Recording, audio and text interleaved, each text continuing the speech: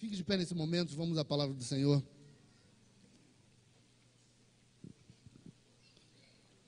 Ezequiel 37.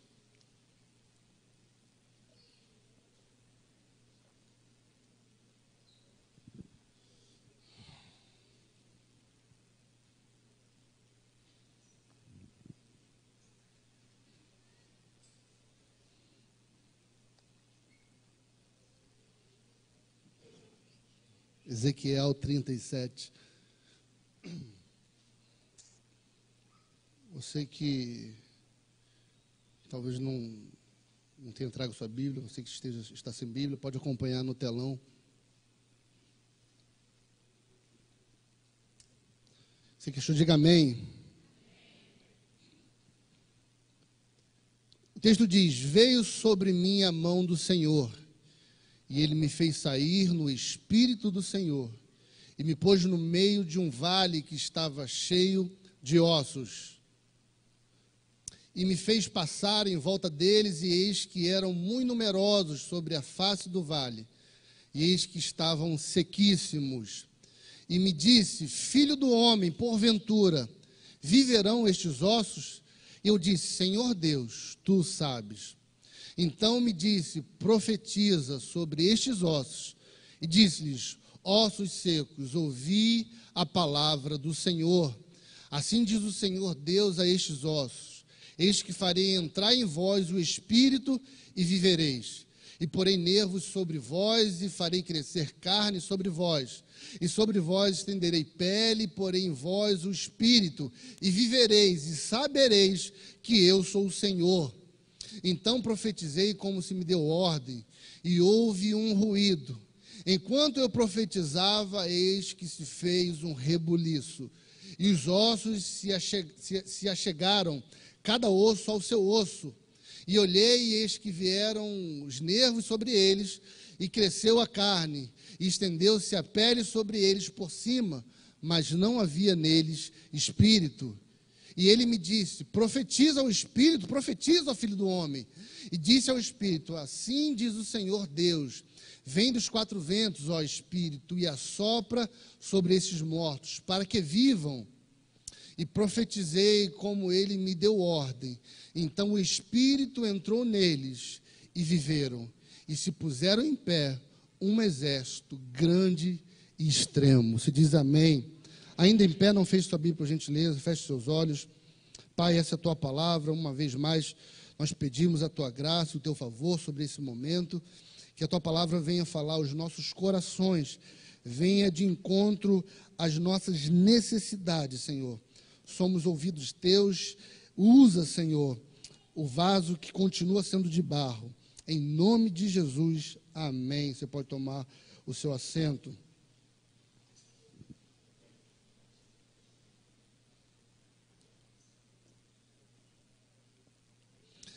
Queridos, se eu pudesse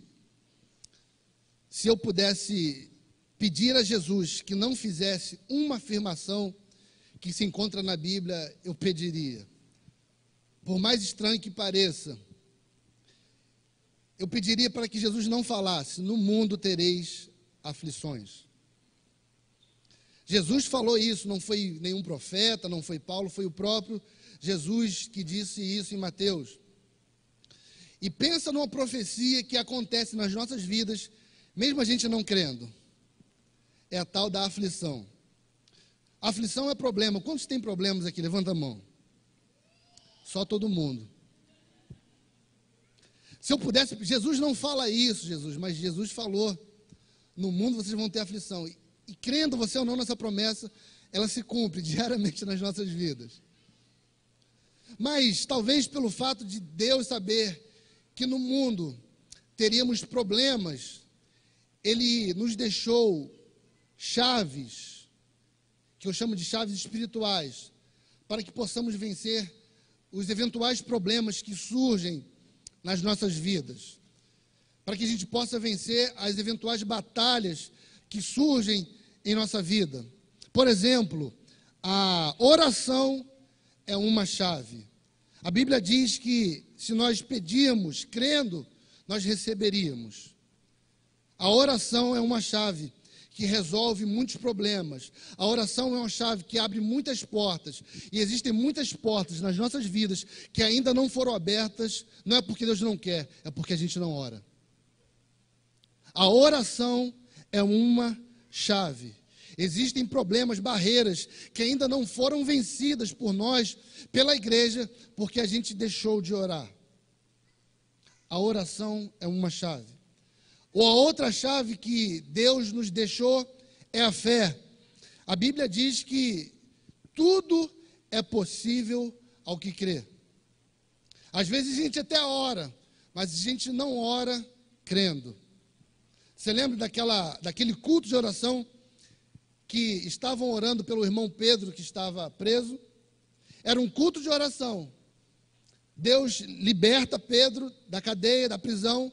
Pedro vai até o culto de oração, bate na porta e fala: abre para mim aí. O povo vai atender e fala: quem é você? Eu sou Pedro. Não, você não pode ser Pedro. Não, mas espera aí, o que está acontecendo aí? Um culto de oração. Tudo bem, um culto de oração sobre que causa? Para que Deus liberte Pedro. Então, ele libertou. Não. Às vezes a gente até ora, mas não temos fé. Entenda que assim como a oração, a fé também é uma grande chave que faz com que problemas sejam resolvidos, que cadeias sejam quebradas, que soluções possam chegar até mim, até você, que milagres que tanto pedimos possam alcançar a nossa vida. A fé também é uma chave. Mas hoje eu não quero falar sobre a chave chamada oração, hoje eu não quero falar sobre a chave chamada fé. Hoje eu quero falar sobre a chave chamada palavra profética. Repita isso, por gentileza. Palavra profética. Quando a gente fala de palavra profética, sobre profecia, muitos hoje desacreditam. Não, pastor, palavra profética, profecia, isso é algo que está ligado somente ao Antigo Testamento, somente ao tempo de Elias, de Eliseu, dos profetas. Não, querido. Palavra profética, ela é eficaz, como foi no passado, hoje também. Palavra profética é algo que está ativo para os nossos dias. Quantos creem nisso, digam amém. Não, pastor, palavra profética não existe. As nossas palavras não têm poder. Se não tem poder, rasga da sua Bíblia, Tiago 3:10, que diz: da nossa boca sai bênção e maldição. Da nossa língua sai bênção e maldição. A palavra profética liberada é uma arma poderosa. A minha pergunta é: como você tem usado essa arma? Da sua boca tem saído bênção ou maldição? Sua boca tem abençoado ou tem amaldiçoado? Eu vejo muitos pais, mães, que chamam o filho de burro, seu isso, seu aquilo, isso não vai prestar para nada, isso é um delinquente. E quando o menino cresce, todas as palavras proferidas sobre aquela criança acontece e cumpre. Aí o pai fala: Senhor, por que meu filho é assim? Senhor, por que ele está assim? Por que se comporta assim? Simples. A sua boca profetizou o futuro do seu filho. A sua boca pavimentou o caminho que o seu filho iria trilhar, caminhar. Então, pais, mães, não use contra a sua família a arma que Deus te deu para abençoar. Não use para amaldiçoar a ferramenta que Deus te deu para abençoar. Você pode dizer um amém por isso? E não existe, na minha opinião, texto melhor para exemplificar o poder de uma palavra profética, senão Ezequiel 37, que foi o texto que acabamos de ler. Eu quero que você me acompanhe nesse texto, para que a gente possa extrair algumas lições que eu tenho certeza que vai abençoar a minha e a sua vida. O texto começa dizendo que Ezequiel, ele está sendo levado a um vale. Se puder deixar o texto aqui na tela, por gentileza. Ezequiel está sendo levado a um vale. Ele não está indo por vontade própria, o texto é bem claro. Ele está sendo levado, conduzido. E a pergunta que eu faço é: por que sendo levado? E a resposta, creio que seja muito fácil, porque vale não é o lugar que nós gostamos de passear. Ninguém acorda falando, que vontade de passear no vale hoje. Ninguém acorda falando, que saudade do vale hoje. Pelo contrário, as nossas músicas dizem, tira-me do vale. Ninguém canta, leva-me para o vale. Ninguém canta.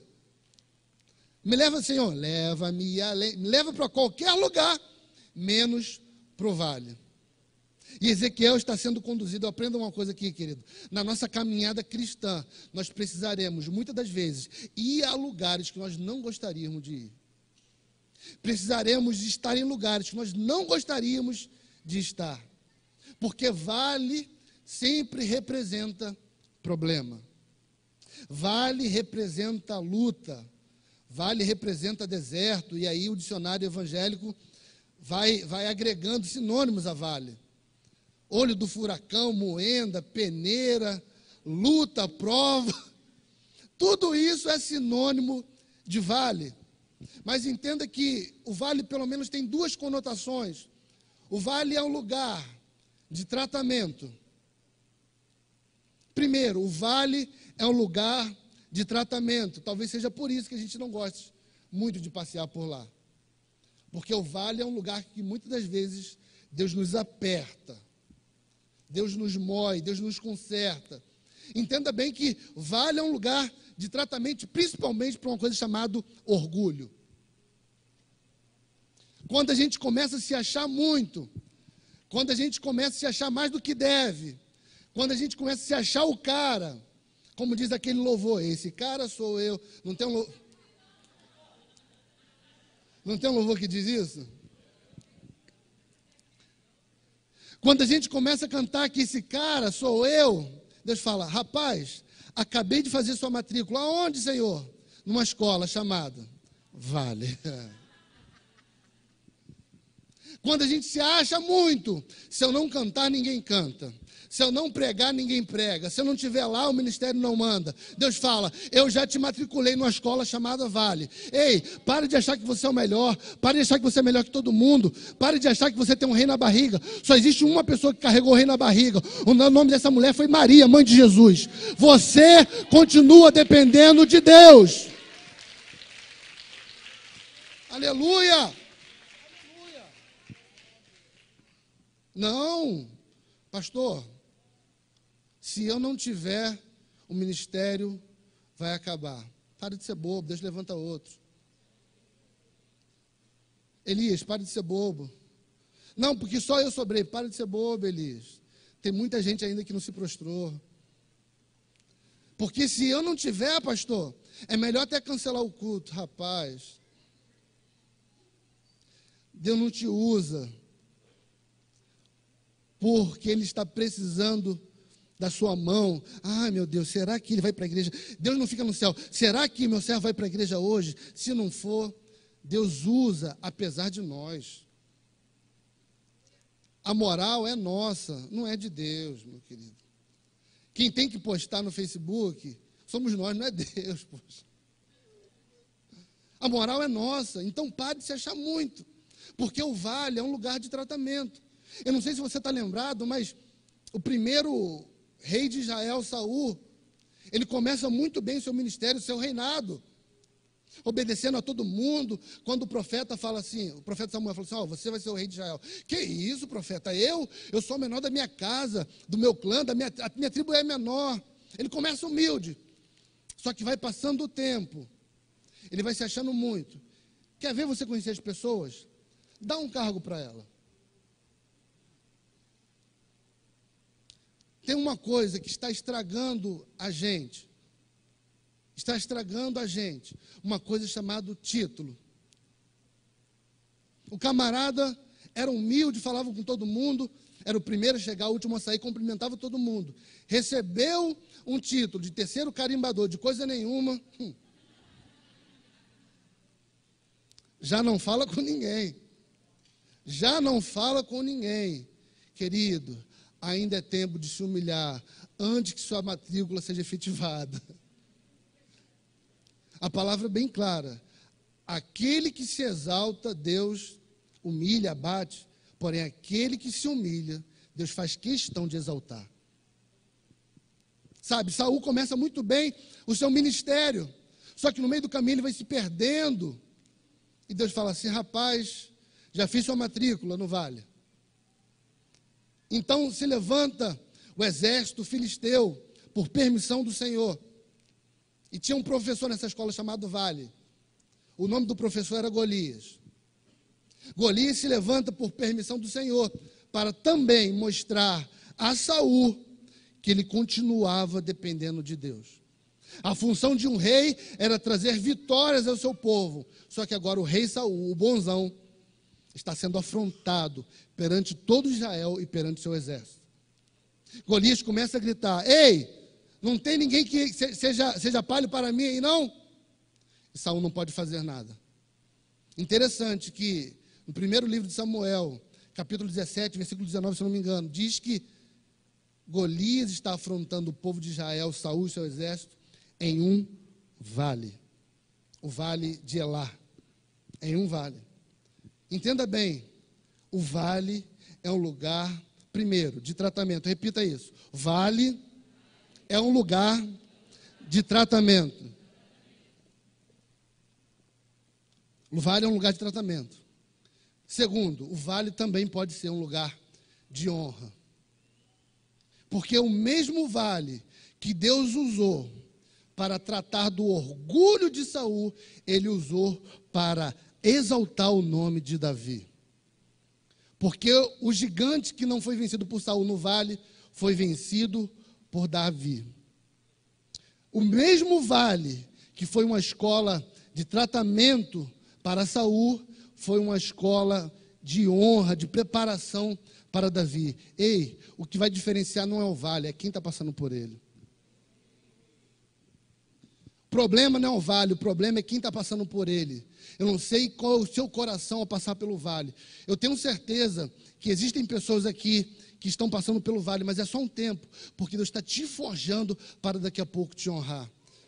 Sabe, talvez existam pessoas também aqui que estejam no vale, porque Deus está tratando, está tirando algumas coisas.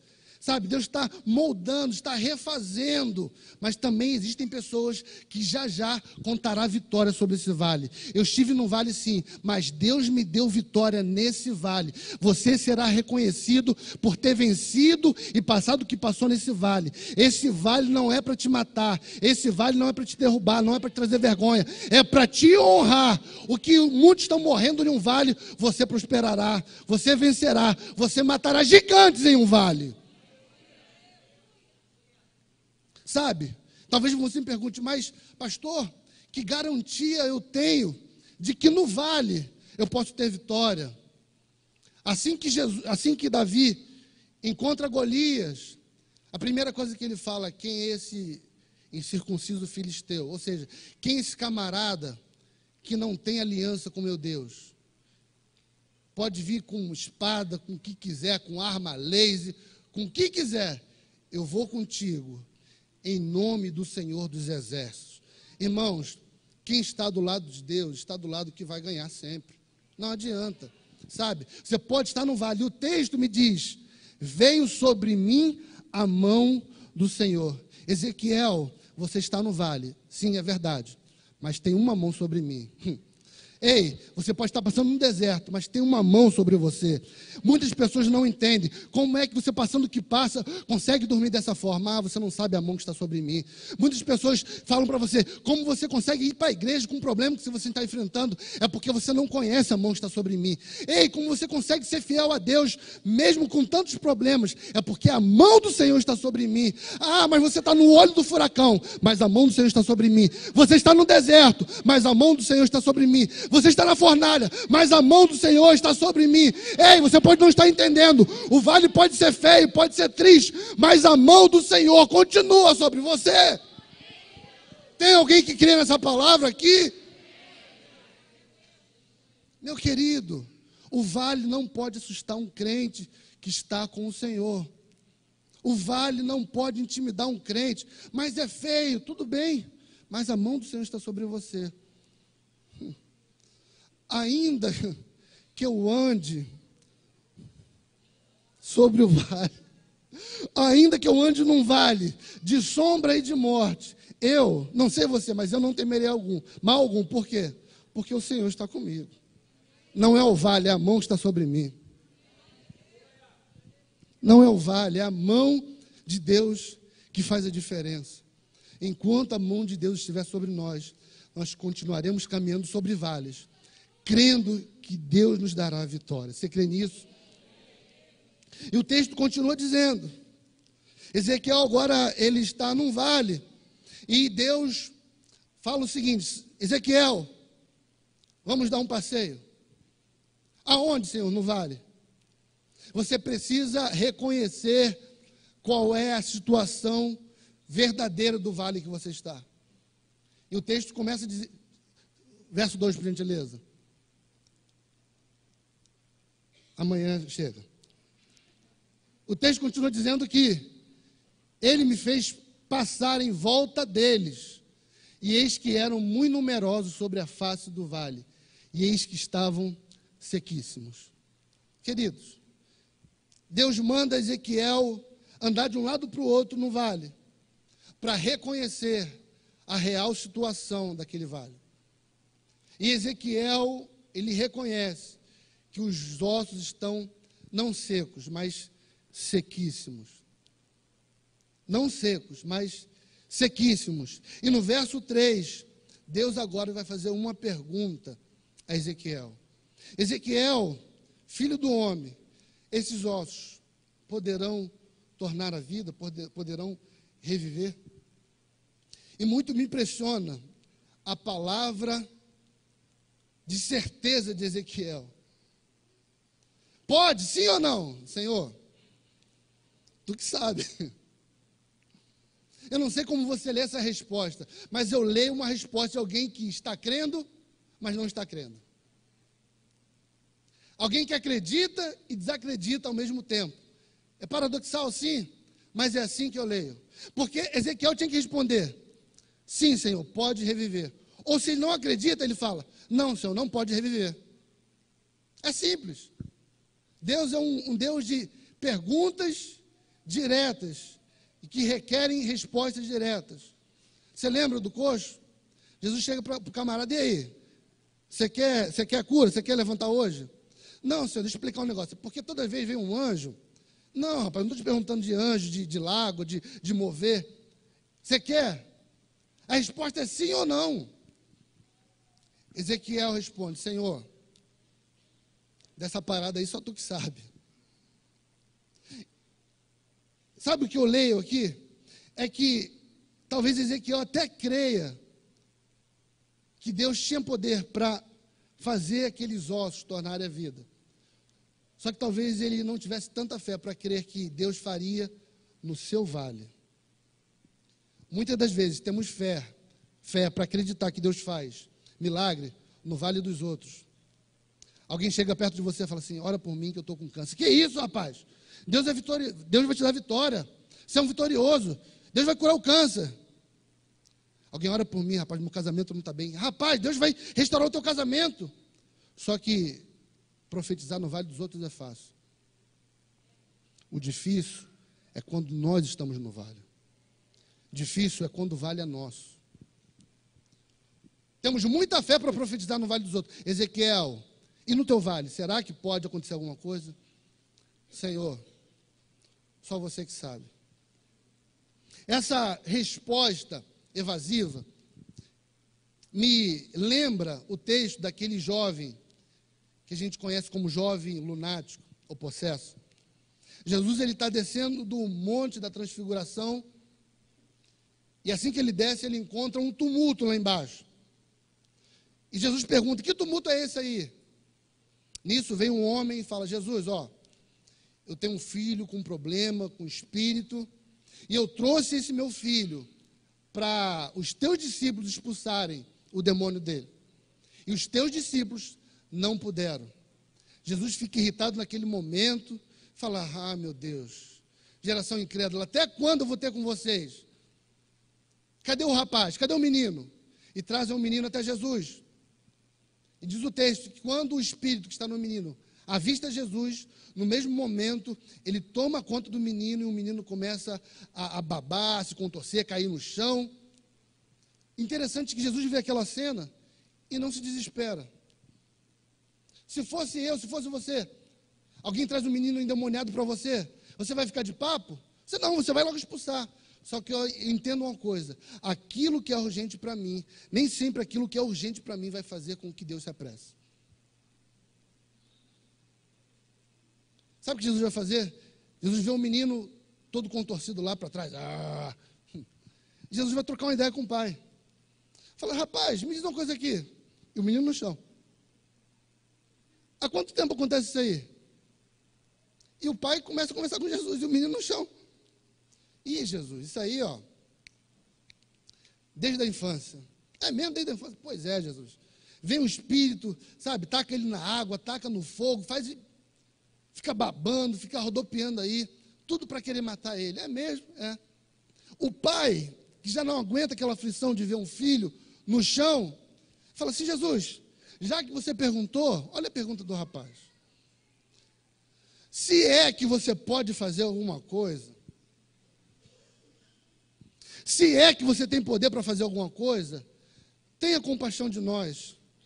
E a resposta de Jesus é linda. Rapaz, a pergunta não é se eu posso, a pergunta é se você crê. Ei, tudo é possível ao que crê. Jesus estava dizendo, o problema não é se eu tenho poder, o problema é se você tem fé. O problema não é se eu posso, o problema é se você ainda continua crendo. Aí a resposta do camarada para Jesus, sim, Jesus, eu creio, mas me ajuda na minha falta de fé. Espera aí. Essa é a resposta que eu entendo que Ezequiel deu para Deus. Senhor, nesse vale, é você que sabe.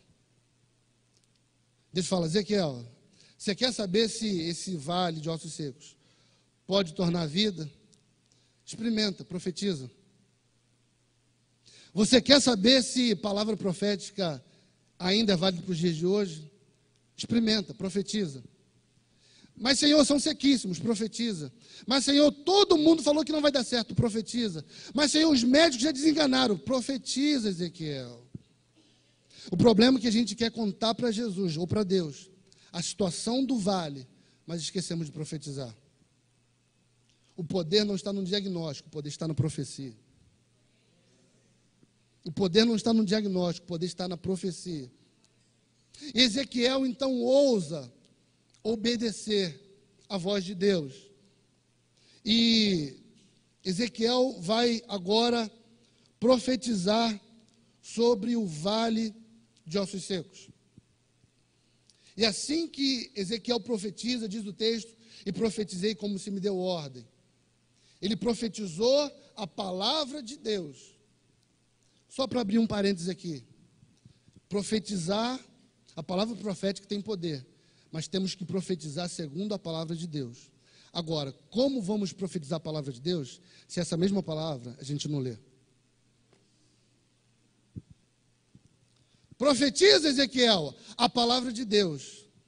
Ih, rapaz, palavra de Deus. Não dá para profetizar uma música do Luan Santana, não?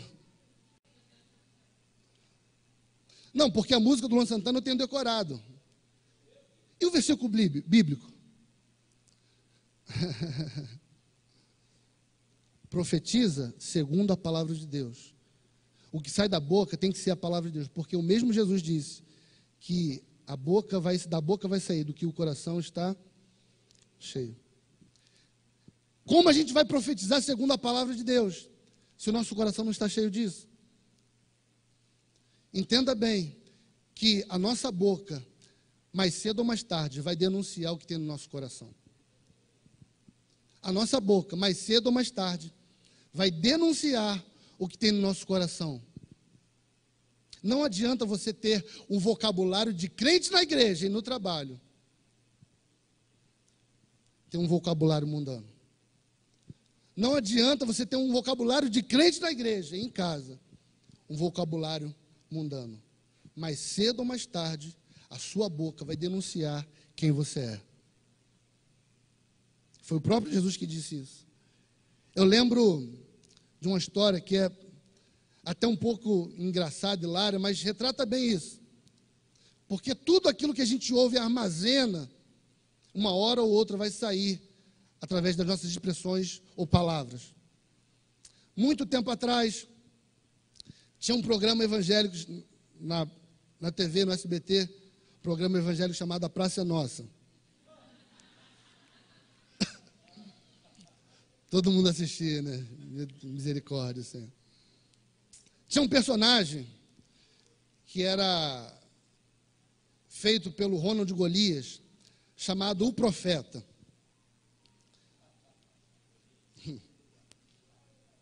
Olha aí, ó. O povo chegava perto dele e falava assim, mestre! E ele respondia, uala!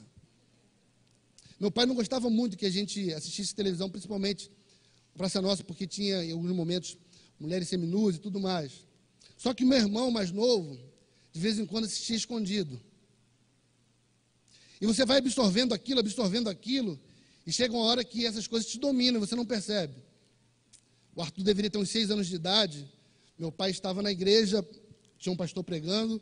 Meu pai era músico da igreja também, estava no primeiro banco, com o Arthur no colo. Arthur com um brinquedo na mão durante o culto. E o pastor pregando de forma eloquente, pentecostal. E os discípulos chegaram para Jesus e disseram: mestre! A igreja calada estava, só o Arthur, meu irmão, falou: uala! A reação da igreja foi justamente essa. O Arthur não precisou fazer força para fazer aquilo, porque do que estava cheio do coração dele, acabou saindo pela boca. Deixa eu te falar uma coisa, por mais engraçado que pareça isso aqui, uma hora ou outra, o teu coração vai revelar quem você é. Uma hora ou outra, a sua boca vai revelar quem você é. Sabe? Devemos profetizar a palavra. E Ezequiel agora fala, estou profetizando segundo a palavra. Você pode andar por gentileza aí?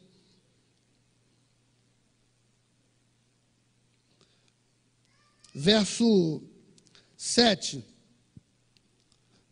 Então profetizei como se me deu ordem e houve um ruído.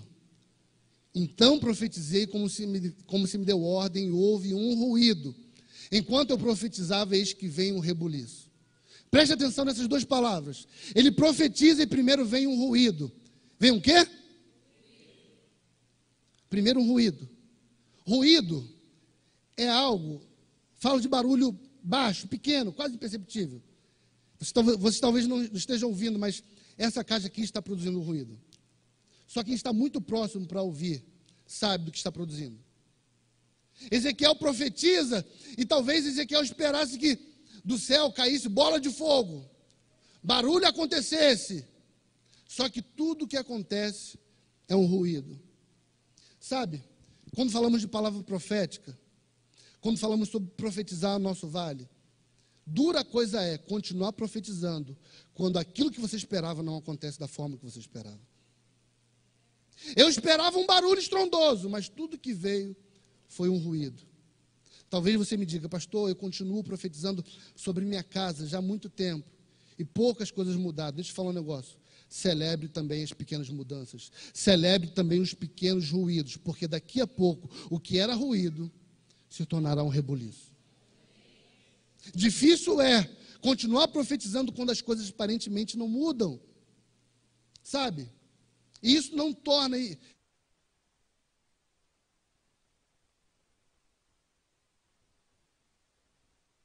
Estão me ouvindo? Amém? Você lembra do profeta Elias? O povo de Israel estava sobre uma palavra que não choveria. E durante tanto tempo, 3 anos e meio, não chove em Israel. Deus muda o decreto e fala assim, não, eu estou com dó não de Acabe, mas do meu povo. Vai voltar a chover. E o mesmo profeta que libera a palavra que não choveria, ele está encarregado em liberar a palavra que voltaria a chover. Ele fala para Acabe, Acabe, ó, pode se preparar, porque vai vir grande chuva aí. Elias, um dos maiores profetas, no meu ponto de vista, do Velho Testamento, de toda a Bíblia. Elias, o cara, ele libera uma palavra, vai voltar a chover. É mesmo? É. Ele acaba de liberar a palavra e vai falar com o seu ajudante, com o seu aluno. Rapaz, vai dar uma olhada lá fora para ver se tem alguma nuvem no céu. O moço do profeta vai. E quando ele olha uma vez, nuvem, Elias, não estou vendo nada não. A palavra havia sido liberada. Só que nada ainda no mundo natural mudou. Você acha que uma palavra negativa abalou a fé de Elias? Ele falou assim, você não viu nada? Volta novamente. Então, mais uma vez, o menino vai. E olha, rapaz, é nuvem que ele falou? É nuvem, né? Elias, não estou vendo nada não. Você tem certeza? Não. Você acha que, pelo fato do menino não ter visto nada, segunda vez, abalou a fé de Elias? Vai ver a terceira vez. E a quarta. E queridos, não sei você, mas na terceira vez eu estaria falando, rapaz, esse profeta está em pecado. Esse profeta está em pecado porque a palavra dele não está funcionando. Estou falando do maior profeta do Antigo Testamento, um dos maiores. Ele libera uma palavra e nada no mundo natural acontece. 1, 2, 3, 4, 5. Na sétima vez o menino já estava cansado. Já estava indo e voltando de Uber, porque estava cansado de ir a pé. Ele fala, Elias, e aí, o que você viu?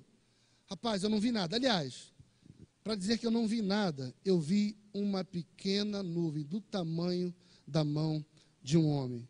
Elias fala assim, é tudo que eu precisava.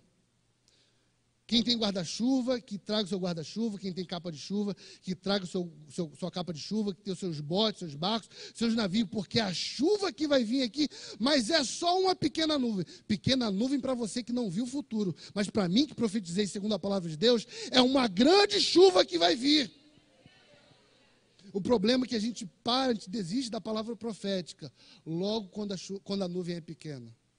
Deixa eu te falar, não menospreze as pequenas nuvens. Não menospreze as pequenas nuvens, porque aquilo que parece ser pequeno aos olhos dos homens é o suficiente para Deus fazer um milagre. Ezequiel, ele ouve apenas um ruído. E depois que ele ouve apenas um ruído, aí sim começa um reboliço, um barulho estrondoso. Só que agora os ossos já estão nos lugares. Já existe pele, já existe um corpo humano, só que ainda não existe vida. Ainda não existe vida. Ezequiel profetizou sim ou não? Responde, por gentileza. Ezequiel profetizou sim ou não? Ele profetizou segundo a palavra de Deus, sim ou não? Mas mesmo assim, a obra estava inacabada. Você acha que Ezequiel deixou de profetizar? Ezequiel, profetiza novamente. Mas, Senhor, eu profetizei a primeira vez, já era para estar vivo de pé aqui, Ezequiel. Deixa eu te falar um negócio. Talvez não tenha vida, talvez não esteja de pé um exército ainda, mas já não são mais ossos. Já não são mais ossos. Como eu disse, o problema é que às vezes a gente libera apenas uma palavra e já queremos ver todo o resultado pronto de uma vez. Ei, celebre as pequenas conquistas. Vou repetir, celebre as pequenas conquistas. Pastor, meu marido bebia, fumava, sabe, usava drogas. Eu quero largar ele. Por quê, irmã? Não, porque ele ainda está bebendo. Mas e o cigarro e as drogas? Não, já parou. Querido, celebre as pequenas conquistas. Celebre as pequenas conquistas. O problema é que a gente quer tudo instantâneo. Milagre instantâneo. Milagre para agora. Muitas das vezes, a sua palavra vai ser revelada ou ela vai ser qualificada através da sua fé. Sabe? O seu posicionamento em fé vai trazer à realidade aquilo que já existe no mundo espiritual. A sua fé vai trazer à realidade aquilo que já existe no mundo espiritual. Talvez você não esteja vendo, Mas se Deus liberou uma palavra sobre a sua vida, se Deus te deu autoridade de profetizar, faça. Porque a gente não caminha pelo que nós vemos, mas caminhamos segundo uma palavra, segundo uma promessa. Quantos creem nisso, digam amém. Para finalizar, abra sua Bíblia rapidamente. No livro de Gênesis.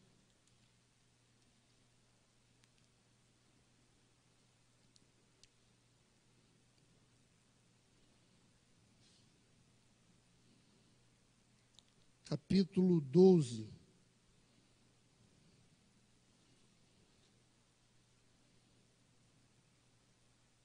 Aliás, 15, Gênesis 15.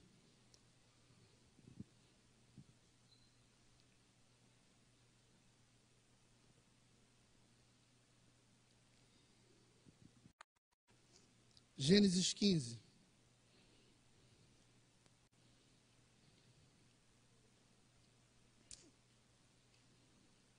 Gênesis 15, só para te dar um pano de fundo, fala sobre a argumentação de Abraão com Deus, sobre a promessa que Deus havia feito a ele. Deus havia prometido a Abraão que ele seria pai de multidões, pai de nações, e até agora não tinha acontecido nada na vida de Abraão. A partir do verso 2, olha o que diz. Mas Abraão perguntou: ó soberano Senhor, que me darás se continuo sem filhos, e o herdeiro que possuo é Eliezer de Damasco? E acrescentou: tu não me deste filho algum, um servo da minha casa será o meu herdeiro. Então o Senhor deu-lhe a seguinte resposta: seu herdeiro não será esse, um filho gerado por você mesmo será o seu herdeiro. Agora preste atenção no verso 5. Levando para fora da tenda, disse-lhe: olhe para o céu e conte as estrelas, se é que você pode contar. Olhe para cá, não feche sua Bíblia, olhe para cá, por gentileza. Abraão está indagando Deus, ó, você mandou sair da minha parentela, largar meu pai, largar tudo para trás para viver debaixo de uma promessa sua.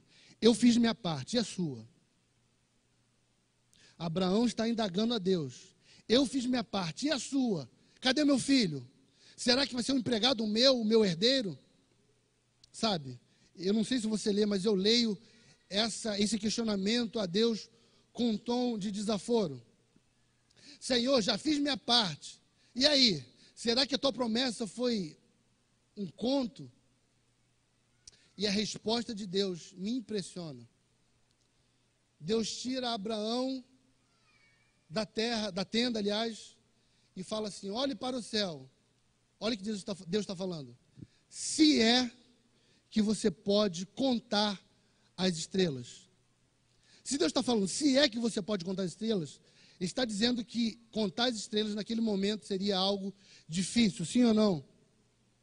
Eu não sei como foi pintada essa história para você, mas todas as vezes que eu ouvi essa história, quando criança, adolescência, na EBD, sempre me via um céu negro, muito estrelado.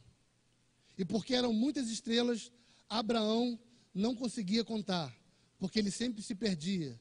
Minha professora sempre me ensinava isso. Abraão começava a contar 1, 2, 3, 4, 5, e eu já contei essa. 1, 2, 3. E por isso nunca conseguia contar as estrelas, porque as estrelas eram muitas. Mas olha o verso 12, por gentileza. Ao pôr do sol, Abraão foi tomado de sono. Olhe para cá. Se no verso 2, Deus está conversando com Abraão, no verso 12 é o pôr do sol, quer dizer que quando Deus estava conversando com Abraão, ainda era? Abraão, você está me questionando se eu vou fazer a minha promessa se cumprir na tua vida? Vem para cá, olha esse sol aí, quantas estrelas? Senhor, mas não consigo contar as estrelas. Pois é, Abraão, da mesma forma que você não consegue ver as estrelas agora, mas elas existem lá, da mesma forma é minha promessa sobre a sua vida. Por mais que você não veja, ela continua lá.